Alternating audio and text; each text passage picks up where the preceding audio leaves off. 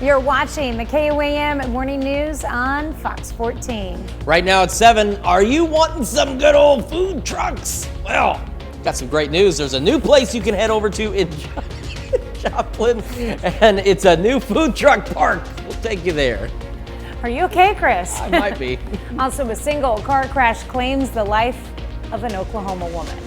And we have an alert day today because we've got dangerous heat out there. Heat index values pushing 105 to 110, plus maybe some thunderstorm chances. We'll take a look at all that coming up. The 4 states' most watched news starts now. Good morning and welcome to the KOAM Morning News on Fox 14. I'm Tanya Bach. I'm Chris Warner. Just after 7 a.m., almost 7:01 on this Tuesday morning. And I think what's happened is I've now had 2 cups of Ron's Magic coffee. He doesn't make it any other way than just coffee, but there's just something in his coffee that... Well, if you're going to want any more, you're going to have to ask him to nicely make more because I just finished it. Oh my gosh. Ron, I know you're in the newsroom. We need more coffee. We need more coffee. I want to see you walk by this door here on your way to make more coffee. Ron's coffee is the best. He could open a coffee shop. Do you know what I love almost as much as Ron's coffee? What's that? Food trucks. Oh, food trucks are great. Food trucks are great. There's one in this story that I actually got to stop by the weekend before the 4th. Oh my gosh, it was so good. Well, food truck lovers in the area may have a new point of interest. And KOAM's Anthony Saviello is going to take us there. Owning a food truck isn't easy. Having wheels may make it easier to go where the business is, but business isn't always in the same spot. At least, up till now. With everyone else is all the other food trucks have issues trying to figure out where to park if they're not at events or whatever. So we ended up finding this location and just decided that it was probably the best bet to go ahead and create our own food truck park where other local food trucks and mom and pops can set up during the week as well. Peyton Lane created Where the Food Parks with one goal in mind: bring the business to the trucks. And he feels he found the perfect spot to do it. Yeah, so I think it benefits everyone all the way around. It supports the community, especially here on Main Street, where in the old tornado zone, where a lot of stuff hasn't come back yet. It gives you a lot of options to eat. There's not many here on Main Street. It's quick, easy, and it also gives all the local people a place to set up shop and go from there. Peyton isn't alone in this endeavor. You can't have a food truck park without the food trucks and the people who run them. Just one person being successful. I mean, the goal is to help everybody that wants to be in this kind of business, and and just help them do great. Floyd's may only be one of 2 trucks at the park right now, but according to Peyton, the park will be filled with up to 6 trucks in the next week. Though that is only a fraction of the over 35 requests he got from vendors who wanted to participate. So if you're wondering, where does the food park? It's right here on 22nd and Main. Reporting in Joplin, I'm Anthony Saviello, KOAM News. Are you ready for lunch yet? Just about. I'm ready for, I'm getting hungry now. All right, well, Where the Food Parks hopes to have trucks open 6 days a week from 11 a.m. to 9 p.m. All right, so make sure you go check that out because it's right in the heart of Main Street, 22nd and Main. Food trucks are there. They've already been there, so it's just going to be great to have even more to choose from. Now today, on a consistent basis, yeah. If you are out and you have time to stop by a food truck, pick up a drink because we've got heat advisories today because we've got dangerous heat impacting the area. We're going to have heat index values of 105 to 110. Heat advisories for the majority of our area for parts of southwest Missouri and southeast Kansas. They run until 7. The rest of southeast Kansas until 8, and for northeast Oklahoma, they run until 9 p.m. tonight.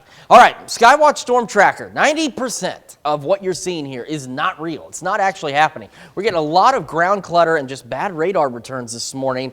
What really is happening is this storm. Now, it's now, because you can see where the camera was set to go, well off to the east of our area and continuing to push to the east-southeast. We have this batch of thunderstorms now east of St. Joe, northeast of KC, and a few just to the southeast of KC. This should continue to move to the southeast and should miss us. What we're watching that could potentially impact us later is this batch of thunderstorms across parts of Nebraska. Now, yeah, I know it's a long ways away, but there's that possibility it could hold its own, and if it continues to sink to the southeast, say between I want to say maybe between noon and 2 today, it could clip our northeastern counties, and as such, our friends at the Storm Prediction Center have accounted for this possibility. We have a low-end tornado risk just barely clipping us. We've got the possibility of some small hail and maybe some gusty winds. So we'll keep an eye on this for you and see exactly what that complex across Nebraska does and if it manages to survive down here. Now, here's the thing, though. It's going to have some energy to work with because we're going to be very muggy, very humid today across the area and hot.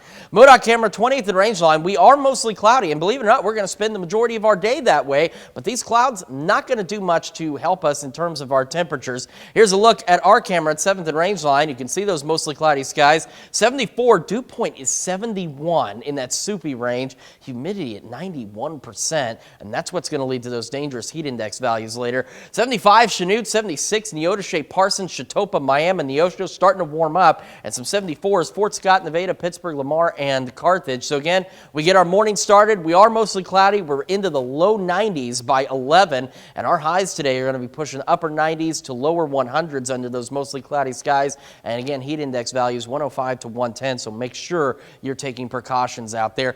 We'll continue to update you on the heat, and we'll keep an eye on those thunderstorms in Nebraska through the morning and see what they do. And we'll have more on your forecast here in a few more minutes. Tanya? All right, thanks, Chris. A single car crash claims the life of a Northeast Oklahoma woman. Authorities say 44-year-old Lisa Hallbauer of Afton was driving on Oklahoma 10 southeast of Wyandotte in Ottawa County on Sunday. They say she went off the road and for an unknown reason and hit a tree. She died at the scene. Galena residents went before the city council to discuss alleged police misconduct. On Monday, the council heard from 2 Galena citizens with similar complaints. They claim Galena police do not treat everyone equally and claim officers have unfairly harassed specific individuals or families. One citizen claims an officer has threatened him with violence. And it creates a culture of rogueness and recklessness, and it creates a dangerous situation. You know, I have no choice but to take these people at their word that, hey, they intend to harm me. In the last 2 years, police have been continuing to patrol up and down my property. I've addressed this with the city and yourself, your mayor, and nothing has been done. Last night, the council did not take any action concerning the allegations during the open meeting, and we were unable to get comments from the police chief, council members, or the mayor. Homeless students in Joplin are getting some help. The Missouri Department of Elementary and Secondary Education is giving Joplin schools grant funding. It'll go towards aiding resources for homeless students. The Education of Homeless Children and Youth Subgrant is providing Joplin schools with $200,000 per year for 3 years. That totals $600,000. Among other things, it'll go towards a case manager to support families and a counselor to address mental health needs of homeless students. You can find out more on the funding on the KOAM News Now app. City of Joplin opens its tree limb drop-off service. It started yesterday and runs through Friday from 8:30 to 2 p.m. at 1702 North Schifferdecker Avenue. Residents can also bundle limbs and branches cut to 4-foot lengths or shorter, place them on their curbs on their trash service day. Investigators say a suspected gas leak is to blame for a house explosion in Missouri that sent 5 people to the hospital, including 2 young children. The explosion happened Monday in St. Charles in the central eastern part of the state. Officials say 3 adults and 2 children suffered life-threatening burns in the explosion. They're getting treatment at a hospital. Reports say a person who contacted authorities said someone lit a candle inside the house before the explosion and fire. Several fire departments around the area helped put out the fire. And a former U.S. Senator from Missouri has a new job. Former Senator Roy Blunt is named to the board of directors for Southwest Airlines. 73-year-old Republican represented Southwest Missouri in the U.S. House for 14 years and then served in the U.S. Senate from 2011 until January of this year. He did not seek re-election last year.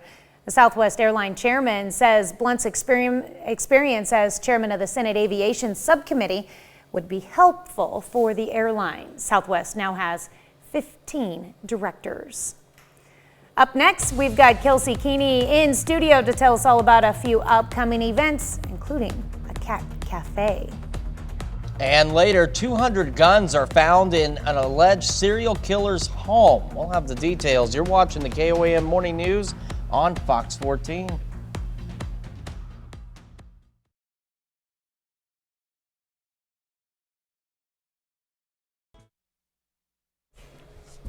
Welcome back. We've got a very energetic guest joining us this morning, along with Kelsey Keeney from the SEK Humane Society. And this is Everest. Yes, so Thanks for coming in this morning. Thanks for having us. Everest is a 6-month-old shepherd mix. She has already been spayed, microchipped, and up to date on vaccinations, as well as heartworm tested. So she is all ready to go to her home. All right. 6 months old, so she's still got a little bit of growing to go. Oh yeah, and she has a ton of energy. All right. What a beautiful dog. Beautiful.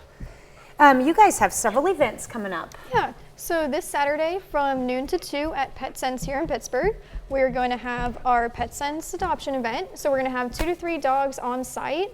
We're not sure who yet, because we could have some adoptions during the rest of this week, but we'll know by Friday and we'll get it posted to our Facebook to let everyone know.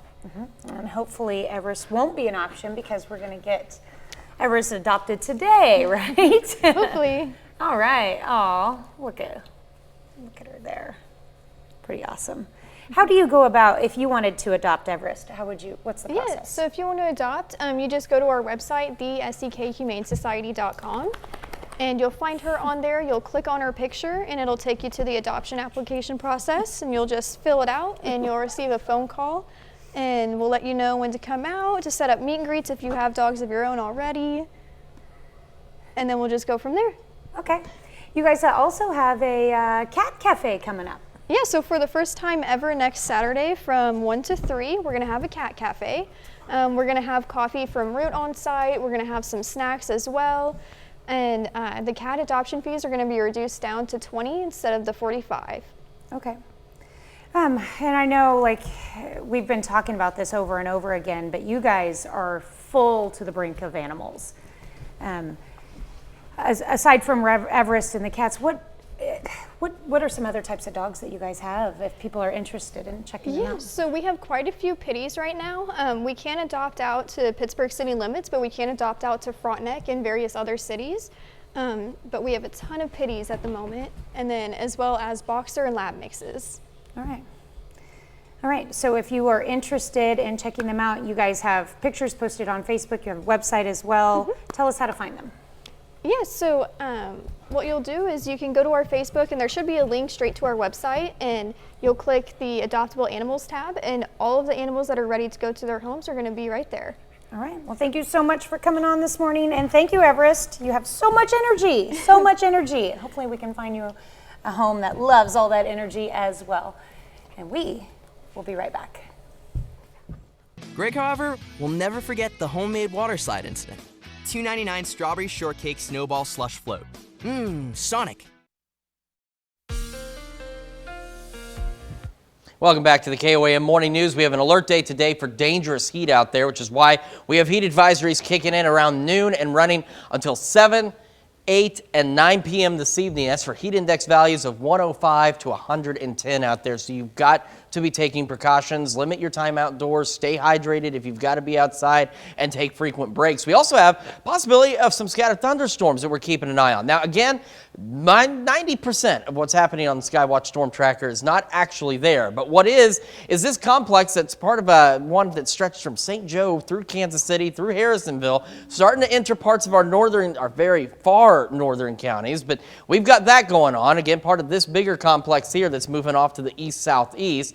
And then we're keeping an eye on this complex up in Nebraska. So if you take a look at the direction of those warning boxes, that sends it on a southeasterly track, and it could clip our northeastern counties. As such, the Storm Prediction Center has put out a low tornado risk, just barely clipping our area, but we do have a risk for some small hail and perhaps some gusty winds. So we're going to keep a close eye on that complex in Nebraska. Some of the computer models say it's going to miss us, further to the northeast. Others suggest that it could clip us a little closer, so we'll keep a close eye on it for you. The one thing that's not going to miss us, unfortunately, is the heat. Now, we do have mostly cloudy skies. You can see on the MoDOT camera at 20th and Rangeline and the KDOT camera at 69 and East 520th, and from our camera at 7th and Rangeline, but those clouds aren't going to do anything to keep the heat out. We're at 74 in Joplin. Dew point is 71. Humidity is 91%. Temperatures around the region already warm. 74 Pittsburgh, Lamar, Carthage, 76 Neodesha, Parsons, Chautauqua, Miami, and Neosho,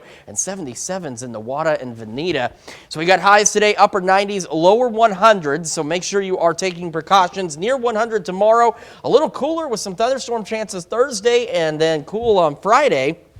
And as we head into next week, unfortunately, temperatures start to climb again near 100 by next Monday. Well, investigators are uncovering new evidence after arresting a suspected serial killer on New York's Long Island. Elaine Quijano has the shocking new details about what police found inside his home. Tonight, police say they found over 200 guns in a vault in the basement of accused serial killer Rex Heuermann's Long Island home and are executing search warrants at multiple nearby storage facilities looking for more evidence or trophies from his alleged victims. To think this guy was roaming around our community for so long, it's truly frightening. Heuermann was arrested Thursday night. Rex, did you do it? And charged with the murders of 3 women, all sex workers. He is also the prime suspect in the murder of a 4th, which prosecutors feel confident they can tie him to. Their bodies were found within a quarter-mile of each other near Gilgo Beach in late 2010. Mr. Heuermann had a double life. I guess at nighttime he turned into this monster. Police honed in on Heuermann in March 2022 after discovering he owned a truck and eyewitness connected to one of the disappearances. CBS News has confirmed investigators recovered a car linked to the suspect in South Carolina. Over time, they also found data from 7 burner phones used to contact victims, more than 200 internet searches about the Gilgo Beach investigation, and tied DNA found on a discarded pizza crust to hair found on one of the bodies. Police found the remains of 11 people in the area of Gilgo Beach, including a toddler.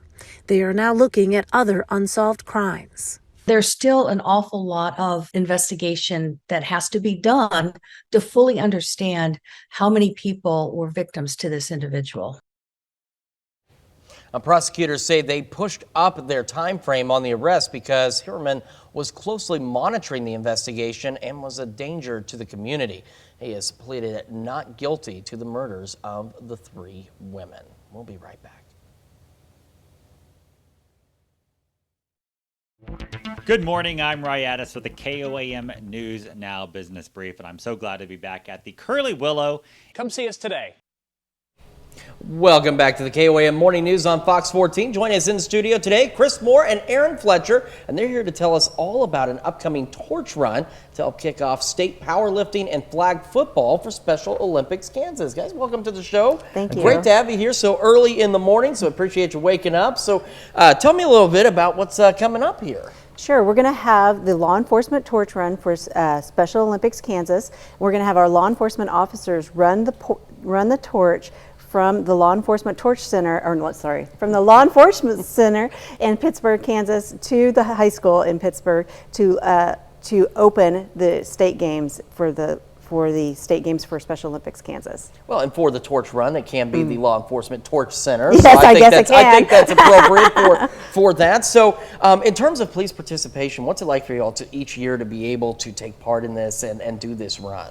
The torch runs, I mean, it's pretty awesome because it was started here in Kansas. So when we get to do torch runs all over the world, but when we get to do one here in Pittsburgh, we've already done one in April for the track and field games. But we figured let's do another one because this is the first time Pittsburgh and Southeast Kansas has ever hosted powerlifting and flag football as a state competition. So not only are our Southeast Kansas athletes going to be here, athletes from all over the state of Kansas are coming to Southeast Kansas. So we're going to get to run in, and the thing we're doing a little bit different with this torch run than we usually do, other than just being all law enforcement, anybody from the community that wants to come buy a shirt can run with us that day. All right. How important is it to involve the community in this? our community is our biggest supporter of Special Olympics. It's our business owners, our citizens that volunteer, the people that donate to all of our causes and donate to all of our events to help us fund the Special Olympics. So community involvement is one of the biggest, most important parts. And what makes the torch run so significant, though, for Special Olympics Kansas? Well, Torch Run is really a significant portion of the opening ceremonies, and it really brings it all together. Celebrates the Olympic atmosphere of the competition in and of itself. But the law enforcement torch run doesn't just run the torch, but this is what we're going to be doing on Friday. But they also do lots of fundraising for Special Olympics, and they're our prime sponsor, prime fundraiser for the entire organization. So we really appreciate all their efforts. And of course, as Chris mentioned, the community is invited out to participate in this run that's coming up. So tell me a little bit about when this is, where this is, what do people need to know if they want to come out and either cheer you all on or take part? So we're going to leave the Pittsburgh Police Department at 11:15 on Friday the 21st. So just show up to the Pittsburgh Police Department and park your car around 10:30, and we can get you a shirt, and you pay the $20 is what it costs to run in the torch run. And then we're going to line up and have full escort by police cars. There'll be sheriff's departments, us, the fire department I was told was coming. We're going to have a bunch of people, and we'll line up, and we're going to run from like I said, the PD to the high school, and that's where all the athletes will be for the powerlifting. So we'll get to run in, they'll get to see us run in, and we'll have the torch. That sounds like an incredible time. Well, guys, thank you so much for coming in this morning. Of course, if for any reason you missed any of that, it'll be on our website at KOAMnewsnow.com, and we'll be back with more right after this. Mutt Medics, now open at 20th and Main in Joplin. The 4 states' most watched news starts now. Welcome back to the KOAM Morning News on Fox 14. It is currently 7:30. The Fort Scott, Kansas School District is celebrating the career of one of its longest tenured staff members. Connie Billionis is retiring after 42 years with the district. She started as the secretary for the Fort Scott Middle School before transferring to the district's Board of Education as deputy clerk and administrative assistant to the superintendent. There have been so many ups and downs, so many changes. I've worked for 8 different superintendents, and it has been pure pleasure. I love the school district. I love the teachers and the students and the staff. I've started at the middle school, worked there for 13 years, and the remaining of the years here at the board office, and having the opportunity to meet so many people, lifelong friends. Connie says she plans to spend more time with her husband and grandkids during her retirement. Well, some kids in Pittsburgh had a chance to learn about careers in the healthcare field. The Community Health Center of Southeast Kansas hosted the Inspire Health Academy. It's a camp for junior high and high school students to get some hands-on experience through healthcare related activities. Officials say they want to foster interest in healthcare to inspire the next generation of doctors and nurses. Healthcare is more important than a lot of other stuff, because then you could learn if like someone gets hurt or they bleed out, they're gonna bleed out, you could wrap it up or something, and you can learn how to do stuff. Like we went to the dental station and we learned how to fix like cavities and stuff. The students also learned how to perform CPR and looked at imaging equipment. Well, we are already warm and muggy to start our Tuesday morning. We have heat advisories across virtually the entire area until 7, until 8, and until 9, and that is for heat index values today of 105 to 110. That's why we have an alert day. We're also keeping an eye on thunderstorms, and these might skirt through just to the east of Butler and around the Osceola area, part of this complex here. And then we're going to keep an eye on this complex that's out in Nebraska that could potentially clip our northeastern counties, and that's why for now the Storm Prediction Center has highlighted a very low tornado risk for part of the area. Then we could see some small hail and gusty winds. We'll keep an eye on those storms and have more on the heat today here in a few more minutes. Tanya? Well, a new way to cool down makes its way to Wyandotte, Oklahoma. On Monday, the Eastern Shawnee Splash Pad hosted its grand opening with local families taking part. Symbols of the Eastern Shawnee tribe are scattered throughout the complex. Our emblem, our logo, is indeed a circle, which means a oneness, no beginning, no end. We're all one. And in that, we believe that the Creator created animals before creating human beings and gave those animals gifts and positive elements.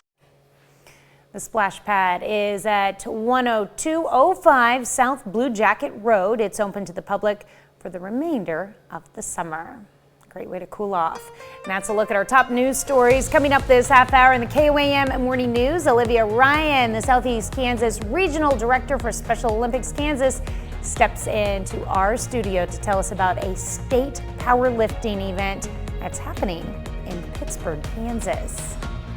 Plus, as mentioned, we've got an alert day today for dangerous heat. We're also watching thunderstorm chances. We'll have a look at that forecast a little later.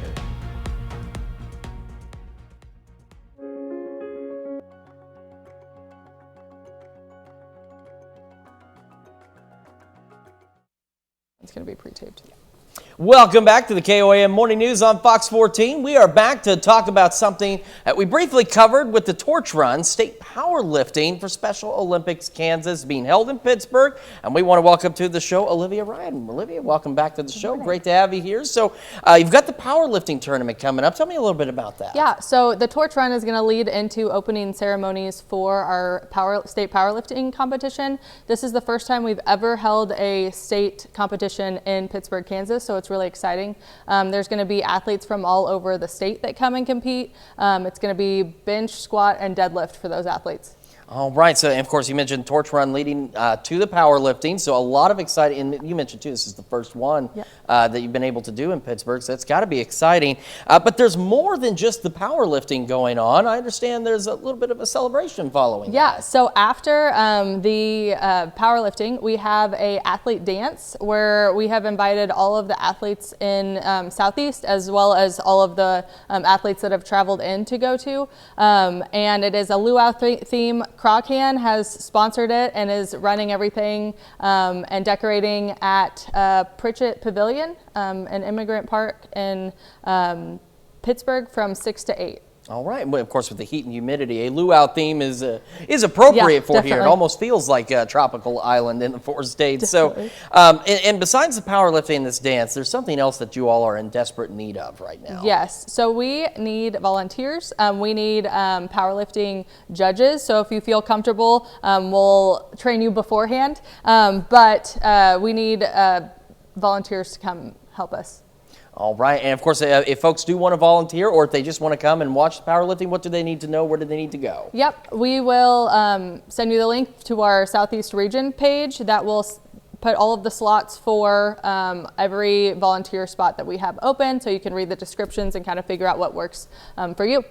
All right, Olivia, thank you so much for coming in this morning. And of course, so much. If for any reason you missed any of what we're talking about with Special Olympics this morning, we'll have it all on our website at KOAMnewsnow.com. And don't forget, they need volunteers for sure to help with the judging, and you can find out more information there as well. We'll be back with another check of your forecast right after this.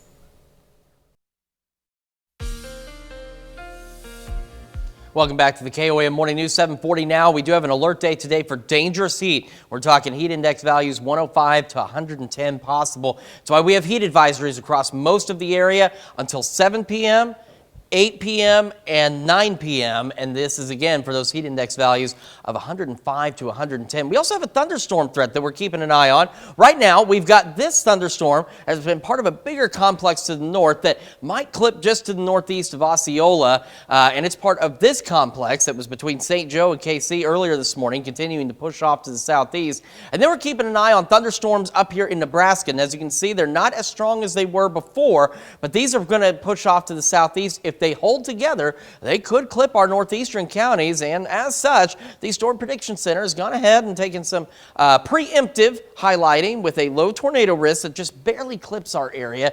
But you can see we do have a risk for maybe some small hail and perhaps some gusty winds. If these storms hold together, best track on these is going to put them into our area sometime between about noon and 5. So it depends on their speed, if they expand, if they begin to die out, if they regenerate. So it's something we'll keep an eye on for you. Otherwise, we're going to be hot in between now and then, and cloudy. We're already mostly cloudy from the MoDOT camera and from the KDOT camera and from our camera at 7th and Rangeline. Some sunshine trying to get through out there, but still mostly cloudy skies. 74 though, our dew point up there at 71, humidity 91%. So it is very muggy, and it is going to continue to be that way today. We got 76 73, Iola, Fort Scott, 75, Yates Center, Chanute, Pittsburgh, 76, Neodesha, Parsons, now up to 77, Chitopa, Miami, 73, Carthage, Neosho, and 78 now in Veneta as temperatures continue to climb through the morning under those mostly cloudy skies. We'll go low 90s by late morning, and despite the clouds, it doesn't stop us from getting hot as we go upper 90s, lower 100s, and again, those heat index values pushing 105 to 110 across the area, so some dangerous heat for sure. We're going to start to clear out a bit, partly cloudy this evening. No relief from the heat though, and we'll stay warm overnight, dropping back into the upper 70s to near 80 as we head through the overnight hours. Tomorrow, not much better, near 100 again. Then we'll see a system with some thunderstorm chances on Thursday. Drops our temperatures a bit. Low 90s, mid 80s by Friday, 90 on Saturday. Unfortunately, as we start kicking off into the next week, we have more storm chances Sunday, Tuesday, Wednesday, Thursday with some pop-up storms. But the big story again is going to be the heat as temperatures climb once again upper 90s and into the lower 100s next week. So you got to make sure you're taking precautions. Make sure you are prepared for this heat, especially if you have to be outdoors today or anytime next week as well. Let's check your forecast. Now, here's Tanya Bach with a check of Consumer Watch. All right, thanks, Chris. An unopened first-generation iPhone just sold at auction for a record-breaking $190,000. That's more than 317 times the original retail price of $599 when it was first offered in 2007.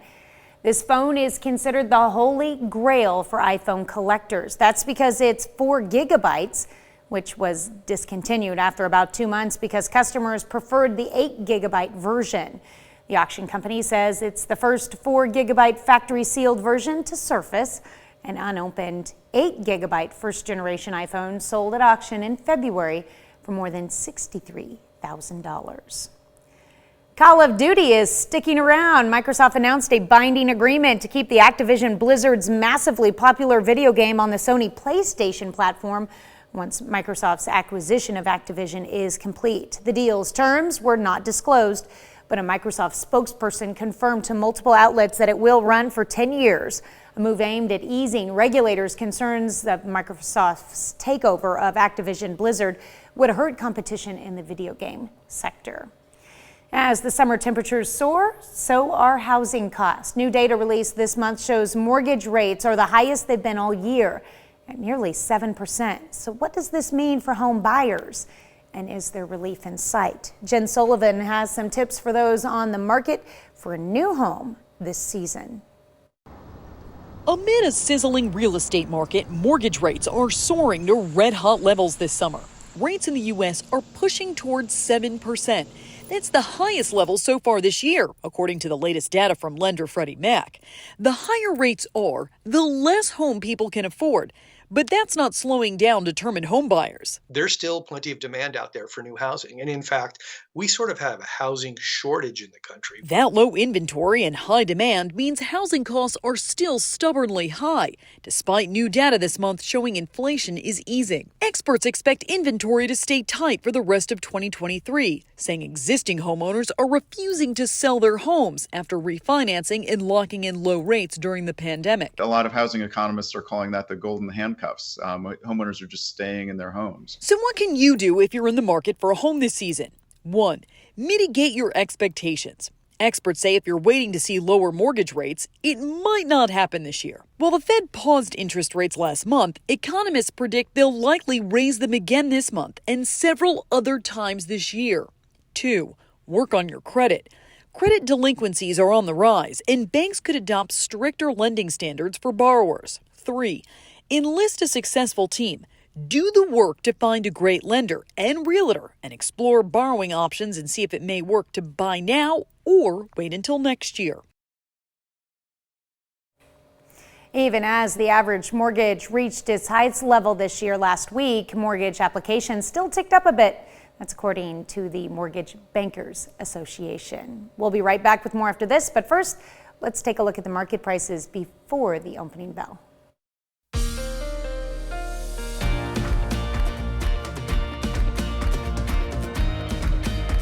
On Fox 14. Welcome back to the KOAM Morning News. Charlene Patton coming down from Topeka once again from the Kansas Soybean Commission. Welcome back. Boy, the last couple of weeks we've had some pretty tasty treats out there. And the big thing is the theme is getting kids into the kitchen. And they love tasty treats. So that's going to encourage them to come in there regardless. So exactly. What have we got this week? Well, I love this recipe. We need something cool during the summer, don't we? We do. And this is a cherry cheesecake parfait. And it's 3 different layers, and I'm going to show you how we do it. The first one is just graham crackers, crumbs. And you can buy the crumbs already made, but you can also just, if you have graham crackers, put some in a Ziploc bag, seal it good, and give the kids a rolling pin and let them make your own. Yeah. Because maybe you want to have a little bit more bigger pieces and have a little crunch in there. So we're going to put that. And the other thing I like about this, and you were just saying how you can see the layers, is that if you use a clear glass like this and then let the kids build it, then they'll get to see it. The next layer that we did is cherry jello. It's a 3-ounce box, and I made it just like what the directions said. Okay. You can get sugar-free, so that will make it healthier for the kids this summer. But then I went and I have 1 cup of the sweet cherries that are now in the grocery store. Okay. Pitted those and then chopped them up and then put them in with the jello so they kind of absorb the flavor of the jello as well. Oh my gosh, it's so good. And we're going to put a layer of that here. Let that, refrigerate again so that you make the gelatin just like what the directions say. Okay. And then add your 1 cup of cherries. You can see those cherries in there, can't you? Oh, yeah. Okay, and then this layer, our white layer here, the cheesecake layer, is 1 8-ounce package of soy cream cheese, and mix that with a little bit of our soy sour cream, and then also some powdered sugar and a little vanilla. Put that in there for our next layer. This will actually make 4 different desserts when you're putting them together, and then start over again to make all those layers. A fun thing that I also did is that I had these little cups, and I thought that's a nice portion size for a child. Yeah. And you can make little ones for a dessert to have that make it really fun. And we were talking about all the great reasons kids should be in the kitchen. So go to our website. We have the Thrill of Skill. We're going to post that so that you can link to it. And it starts out it's provided to us by the Home Baking Association. And it starts out at age 2 with all kinds of things that kids can do in the kitchen. And one of the things, guys, we want to remember to encourage kids to do is when they first, what do you think? That looks really good. When kids start out, be sure to have them wash their hands, tie their hair back. And we talk about aprons, but it's to protect our clothes. So for kids, that's good. And then also with kids, just reading and math, all ages can help in the kitchen with mom and dad this summer. Absolutely. All right, Charlene, thanks so much. And of course, we'll have the recipe and all this information on our website at KOAMnewsnow.com. And they can also go to kansassoybeans.org or call our 800 number 877-KS-SOYBEAN. All right, Charlene, thanks again. We'll see you again next week with more exciting recipes, and we'll be back with more of the KOAM Morning News right after this. Here's a check of today's top headlines, the news you need to know before you head out the door. A single car crash claims the life of a Northeast Oklahoma woman. Authorities say 44-year-old Lisa Hallbauer of Afton was driving on Oklahoma 10 southeast of Wyandotte in Ottawa County on Sunday. They say she went off the road for an unknown reason and hit a tree. She died at the scene. Galena residents discuss alleged police misconduct before the city council. On Monday, the council heard from 2 Galena citizens with similar complaints. They claim Galena police do not treat everyone equally and claim officers have unfairly harassed specific individuals or families. One citizen claims an officer has threatened him with violence. Well, some kids in Pittsburgh get a chance to learn about careers in the healthcare field. The Community Health Center of Southeast Kansas hosted the Inspire Health Academy It's a camp for junior high and high school students to get some hands-on experience through healthcare-related activities. Officials say they want to foster interest in healthcare to inspire the next generation of doctors and nurses. The struggle for food truck vendors to find the perfect spot in Joplin may have ended. Where the Food Parks is Joplin's newest food truck park. The goal? To bring together community members and business owners. All right, we got an alert day today. Heat index values 105 to 110. Highs today, upper 90s, lower 100s, mostly cloudy skies. We'll start to go partly cloudy this evening, but no relief from the heat even in through the overnight as we drop back into the upper 70s near 80. Near 100 tomorrow, then some thunderstorm chances Thursday, drop us back down a little bit. More pop-up storms Sunday, and temperatures return to near 100 by Monday. And a quick reminder, we are keeping an eye on a possibility of a couple of scattered thunderstorms this afternoon across the area, and we'll keep you updated on that as well. All right. Well, a flock of penguins take their first swim at a zoo in London. The Humboldt penguin chicks were hatched back in April and May, and they needed no help when they jumped into the training pool at ZSL London Zoo. The 11 penguins named Kermit, Ron, Burgundy, Stella, Piggy, Ernest, Cricket, Tiki, Ping, Pong, Sean, and Karen. There has to be a Karen, who spent their first few weeks after birth being kept warm and fed. Once they lost their softer feathers, they were able to take a dip as their hardier waterproof feathers had grown in. These babies will join the zoo's colony of 76 Humboldt penguins once they reach full strength. I suspect all 76 are probably named. I imagine. I mean, they range from names Ron Burgundy to Karen, so there you go. Well, that's going to do it for now. Thank you so much for letting us put the good in your morning. We're back with more news and weather today at noon. Have a great morning and an even better day.